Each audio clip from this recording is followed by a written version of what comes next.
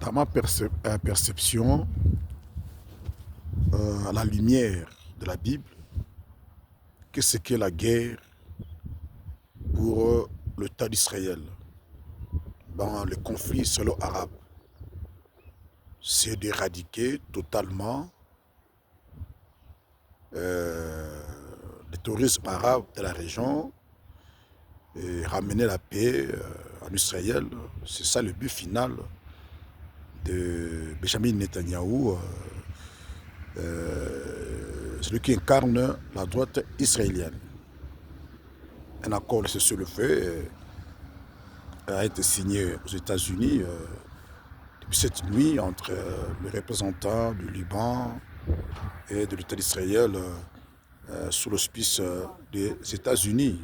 Je fais une note sur Internet, c'est la routine dans le cadre du conflit russo, dans le cadre du conflit israélo-arabe. Nous allons en accalmie, pas de paix durable. Donc gagner la guerre, c'est éradiquer, c'est la fête totale du terrorisme arabe dans la région. Or, à la lumière de la Bible, la prophétie, l'écriture, gagner la guerre contre le terrorisme arabe ne se fera qu'au temps messianique. Il n'y a que le Messie, quand il viendra en Israël, c'est lui qui mettra fin au terrorisme arabe pour mettre la paix au Moyen-Orient, mettre fin au cauchemar des peuples de la région.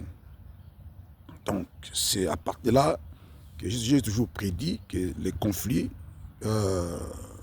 israélo-arabes, sur le plan humain, c'est un conflit de nature des non-vaincus, des non-vainqueurs. Mais l'État d'Israël gardera très longtemps, jusqu'au temps messianique, sa supériorité militaire sur les pays arabes, sur les groupuscules terroristes, le Hamas, le Hezbollah, les Houthis, l'État islamique, le pays arabe, tout consort, à la limite au temps messianique. Vous voyez, donc j'explique ça dans mon livre. Je prépare à publier bientôt la géopolitique spécifique du Moyen-Orient et la politique antisémite de l'État d'Israël d'origine biblique. Là, j'explique que cette politique purement spécifique, cette géopolitique purement spécifique, qui est toujours à la une des actualités internationales, a été voulue par Hachem. C'est une prévision divine. À bientôt.